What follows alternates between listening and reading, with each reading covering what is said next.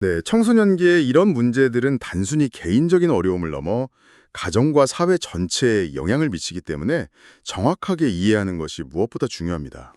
그럼 먼저 약물 관련 문제부터 짚어보죠. 용어가 조금씩 다른데요. 약물 오용, 남용, 의존, 중독 이 개념들을 명확히 하는 것부터 시작해야 할 것 같습니다. 우선 오용은 어떻게 다른가요?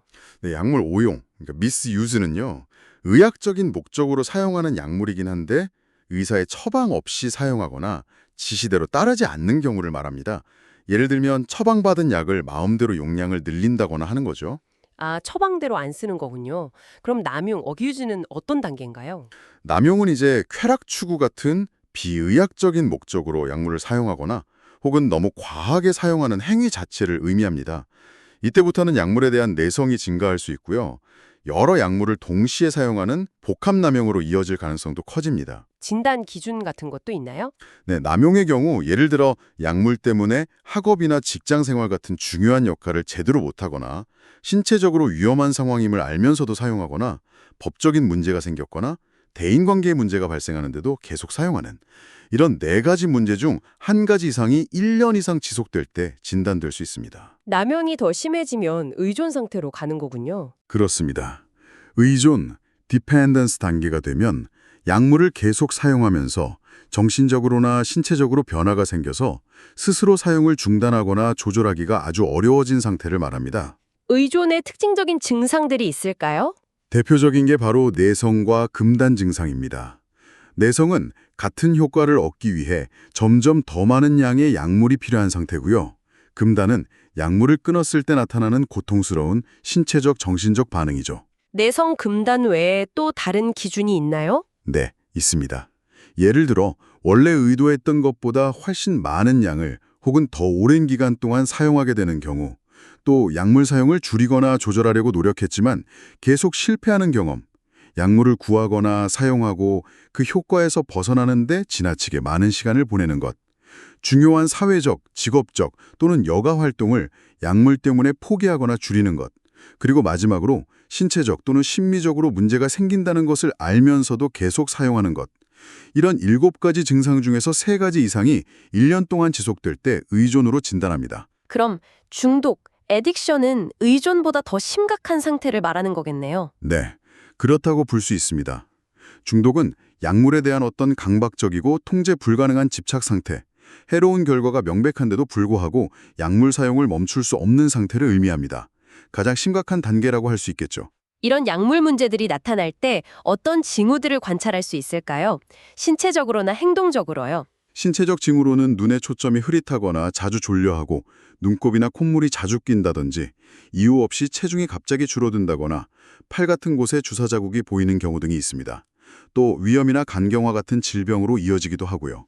사용하는 약물 종류에 따라서도 징후가 다르게 나타나겠군요. 맞습니다. 흡입제의 경우는 축농증이나 폐질환 위험이 커지고 주사기를 사용하면 C형 간염이나 에이즈 같은 감염병에 걸릴 위험도 높아지죠. 정신적 행동적 징후도 뚜렷한데요. 예를 들면 어떤 것들이 있을까요?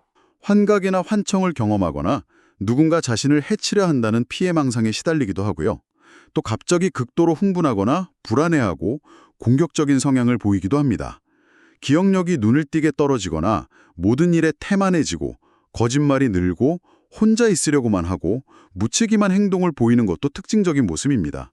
심각하면 우울증이나 자해, 심지어 자살 시도로 이어질 수도 있습니다. 정말 심각한 문제네요. 원인은 어디에 있다고 봐야 할까요? 단순히 개인의 의지 문제만은 아닐 텐데요. 물론입니다. 원인은 굉장히 복합적입니다. 특정 유전적 소인이 작용하는 생물학적 요인도 있고요. 충동적이거나 낮은 자존감 같은 개인의 성격 특성과 관련된 심리적 요인도 있습니다. 환경적인 요인도 중요하겠고요. 네, 아주 중요합니다. 가정환경이나 또래 집단의 영향, 약물에 대한 사회적 인식이나 대중매체의 묘사 같은 사회적 요인도 크게 작용하고요. 또 어떤 학자들은 모험이나 평화 혹은 힘을 추구하는 특정 행동 패턴 모델로 설명하기도 합니다. 보통 어떤 과정을 거쳐서 심각한 단계로 진행되나요? 일반적으로는 어떤 심리적인 위기 상황에서 약물을 접하게 되는 위기 단계에서 시작해서 점차 사용 빈도나 양이 늘어나는 남용 단계를 거쳐 결국에는 스스로 조절 불가능한 의존 단계로 진행되는 경향을 보입니다. 약물의 종류도 다양한데요. 크게 어떻게 나눌 수 있을까요? 작용 방식에 따라 크게 세 가지로 나눌 수 있습니다. 중추신경을 흥분시키는 흥분제, 예를 들면 니코틴, 카페인, 코카인, 필로폰 같은 것들이 있고요. 반대로 중추신경 기능을 억제하는 억제제로는 알코올, 진통제, 수면제, 아페뉴 등이 있습니다. 마지막으로 지각이나 감각의 왜곡을 일으키는 환각제가 있는데 대마초나 LSD, 본드 등이 여기에 속합니다. 이런 약물 문제에 대처하려면 어떤 노력이 필요할까요? 대처 방안은 여러 차원에서 이루어져야 합니다. 우선 가정에서는 문제를 인정하고 비난하기보다는 수용적인 태도로 지지해 주는 것이 중요하고요. 학교에서는 정확한 실태 조사를 바탕으로 예방 교육을 강화하고 관련 규칙을 명확히 수립해야 합니다. 지역사회 차원에서는 전문적인 상담과 치료, 재활을 제공할 수 있는 시설과 시스템을 갖추는 것이 필수적입니다. 네, 약물 문제에 대해 자세히 알아봤고요. 자, 그럼 다음으로 넘어가서 요즘 청소년들에게 정말 큰 문제죠. 인터넷 및 게임 중독에 대해서 이야기 나눠보겠습니다. 인터넷 중독이라는 개념은 어떻게 등장하게 된 건가요? 인터넷 중독이라는 용어는 임상심리학자인 골드버그가 처음으로 장애의 가능성을 언급하면서 사용하기 시작했고요. 이후에 심리학자 킴벌리 영이 인터넷 사용이 어떤 물질 사용 없이 나타나는 충동조절 장애의 한 형태일 수 있다고 보면서 구체적인 진단 기준을 제시했고 이때부터 본격적인 연구 대상이 되었습니다. 인터넷 중독은 왜 생기는 걸까요? 이건 역시 원인이 복합적인데요. 우선 인터넷 자체가 가진 특성들, 예를 들면 익명성 보장, 시공간 제약 없는 편리한 접근성, 즉각적인 만족감이나 보상, 또 활발한 상호작용 같은 사회적, 환경적 요인이 크게 작용합니다. 개인적인 요인도 있겠죠? 물론입니다. 개인의 자기 통제력 부족이나 낮은 자존감, 현실에서의 어려움, 우울감이나 사회적 불안 같은 심리적인 요인도 중요한 원인으로 작용합니다. 결국 환경적 요인과 개인적 요인이 상호작용하면서 중독으로 이어지는 거죠. 인터넷 중독에서 벗어나려면 어떻게 해야 할까요? 우선은 본인의 인터넷 사용 습관, 그러니까 얼마나 오래, 어떤 목적으로 사용하는지 객관적으로 파악하는 것이 시작입니다. 사용 일지를 써보는 것도 좋은 방법이고요. 그리고 왜 인터넷에 몰두하게 되는지 그 밑에 깔린 외로움이나 스트레스 같은 정서적인 원인을 탐색하고 이걸 직면하는 과정이 꼭 필요합니다. 사회적인 노력도 필요하겠네요. 네, 그렇습니다. 전문 상담이나 치료 인력을 충분히 양성하고 관련 정책 지원을 강화해야 하고요. 또 우리나라 현실에 맞는 진단 척도를 개발하고 예방 교육을 활성화하고 청소년들이 인터넷 외에 다른 건전한 활동을 할 수 있는 환경을 만들어주는 사회 전체의 노력이 중요합니다. 게임 중독도 비슷한 맥락에서 볼 수 있겠군요. 네, 게임 중독의 원인도 유사한 측면이 많습니다. 유전적인 영향이나 불안정한 가정환경, 예를 들어 결손 가정이나 맞벌이 부모님의 부재 같은 환경적 요인도 있고요. 개인적으로는 내성적이거나 경쟁심, 승부욕이 강한 성격 특성, 그리고 게임 자체가 주는 강한 몰입감과 성취감, 또래 집단 내에서의 게임 중심 문화 등이 복합적으로 작용하는 것으로 보고 있습니다. 게임 중독으로 나타나는 구체적인 증상들은 어떤 게 있을까요? 게임 시간을 줄이려고 하면 부모님과 극심한 갈등을 겪거나 밤새도록 게임을 해서 다음날 생활에 지장을 초래하고 게임 아이템을 사거나 PC방 비용을 마련하기 위해 돈을 훔치거나 거짓말을 하는 경우도 있습니다.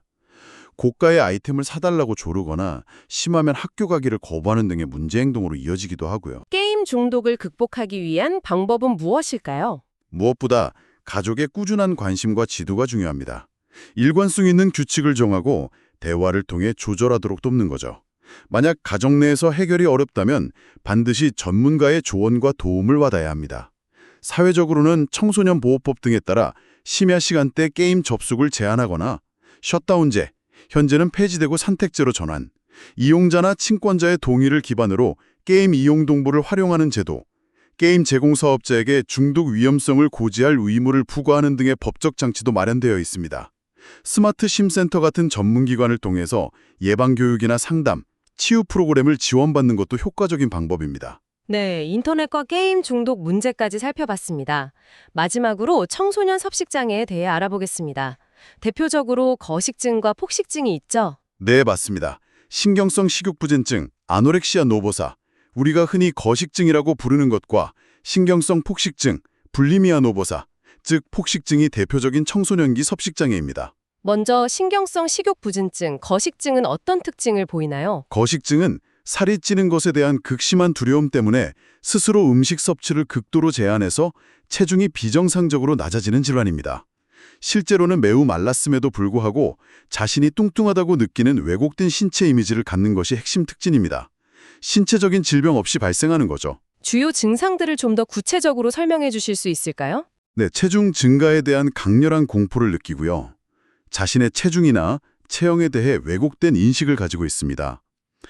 그래서 음식 섭취를 극도로 제한하거나 거부하고 먹더라도 칼로리를 강박적으로 계산하거나 특정 음식만 먹는 등 기이한 식사 행동을 보이기도 합니다. 결과적으로 정상적으로 기대되는 최소한의 체중, 보통 표준 체중의 85% 이하까지 체중이 감소하게 되고요. 심한 저체중으로 인해 기초대사열이 떨어지고 여성 청소년의 경우에는 생리가 멈추는 무월경 증상이 나타나는 경우가 많습니다. 어떤 청소년들에게서 좀 더 잘 나타나는 경향이 있나요? 연구에 따르면 강박적이고 완벽주의적인 성향을 가졌거나 성취 지향적이고 지적인 면모를 보이는 여성 청소년에게서 상대적으로 더 많이 나타나는 경향이 있다고 보고되기도 합니다. 그럼 신경성 폭식증은 거식증과는 어떻게 다른가요? 신경성 폭식증, 즉 폭식증은 핵심 증상이 다릅니다.